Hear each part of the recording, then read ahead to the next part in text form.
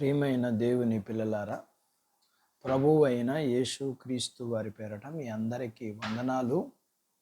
ప్రభువు పేరట మీ అందరికీ శుభములు, దీవెనలు కలుగునుగాక. ఈ ఉదయకాలం పరిశుద్ధ గ్రంథము నుండి దేవుని వాక్యాన్ని చదువుకుందాము. దినవృత్తాంతాల 2వ గ్రంథం 7వ అధ్యాయము 14వ వచనాన్ని చదువుకుందాం. నా పేరు పెట్టబడిన నా జనులు తమను తాము తగ్గించుకుని ప్రార్థన చేసి నన్ను వెదికి తమ చెడు మార్గములను విడిచిన ఎడల ఆకాశం నుండి నేను వారి ప్రార్థనను విని వారి పాపమును క్షమించి వారి దేశమును స్వస్థపరచెదను. దేవుడు తన మాటలు మన కొరకు దీవించునుగాక. ఆమేన్. ప్రియమైన దేవుని పిల్లలారా, ప్రభువు పేరు పెట్టబడిన స్త్రీలు కానీ పురుషులు కానీ అసలు పొరపాట్లు చేయని వారిగా మనలో ఎవరైనా ఉంటారా?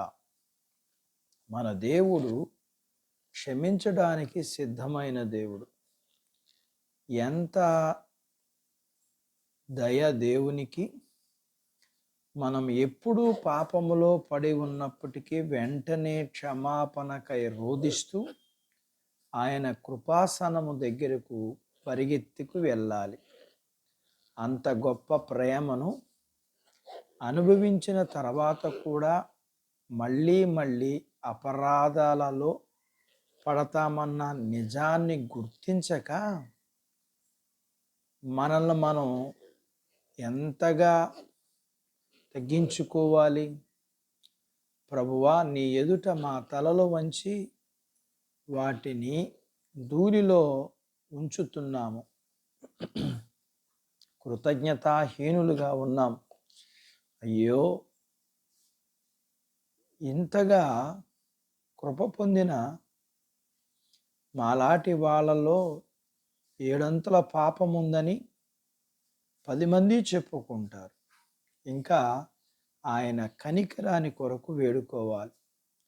ప్రతి పాపపు మురికిని కడిగి పవిత్రపరచమని విజ్ఞాపన చేయాలి. పాపపు అధికారము నుండి విడుదల కలగజేయాలని మొరపెట్టాలి. ప్రభువా, ఇలాంటి పరిస్థితుల్లో చేసిన ప్రార్థన కూడా ఆలకించు.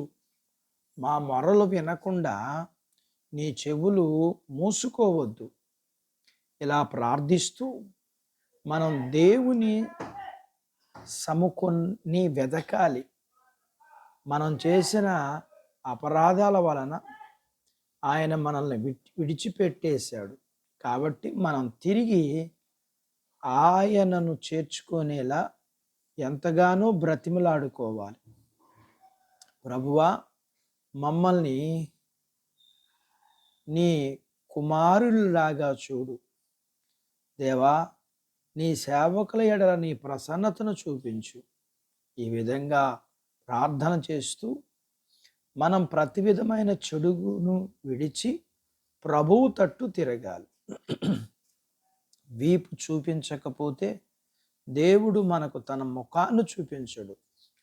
ప్రార్థన ఆలకించే విషయాల్లో 3 వాగ్దానాలు ఇచ్చాడు మన ప్రియ ప్రభువారు. దేవుడు మన ప్రార్థన వింటానని, క్షమిస్తానని, స్వస్థపరుస్తానని వాగ్దానం చేస్తున్నాడు. అట్టి బాధ్యత దేవుడు మన అందరకు దయచేయునుగాక. ఆమేన్. దేవుడు తన మాటలు మన కొరకు దీవించునుగాక. ఆమేన్. ప్రార్థించుకుందాము. నాతో పాటు ఏకీభవించండి. మమ్ములను మిక్కిలిగా ప్రేమించిన మా ప్రియ పరలోకపు తండ్రి, మీ పరిశుద్ధ నామమును బట్టి మీకు వందనాలు. ఉదయకాలం మీ పాదాల దగ్గర మీ లేఖనాన్ని మేము నేర్చుకోవడానికి సహాయం చేశారు. మేము నేర్చుకున్న లేఖనపు సత్య ప్రకారం మీరు మా ఎడల కనికరం చూపించే దేవుడివి. మేము మరి మీ కనికరాన్ని బట్టి మాత్రమే మా జీవితంలో మేము నీతిమంతులుగాను, మేము మీ బిడ్డలుగా ఉండగలిగాము. కానీ పాపులమైన మేము మా యొక్క జీవితంలో మీ కృపను పొందుకునే బాధ్యత లేనివారమని, అదంతా మీ కృపేనని, మేము మరలా పాపములో పడిపోయేవారమని ఇది గుర్తించి మమ్మల్ని మేము తగ్గించుకుని మీ కృప కొరకు ప్రార్థించేవారిగా ఉండే బాధ్యత మాకు దయచేయండి. మీ పిల్లలను మీరు దీవించండి.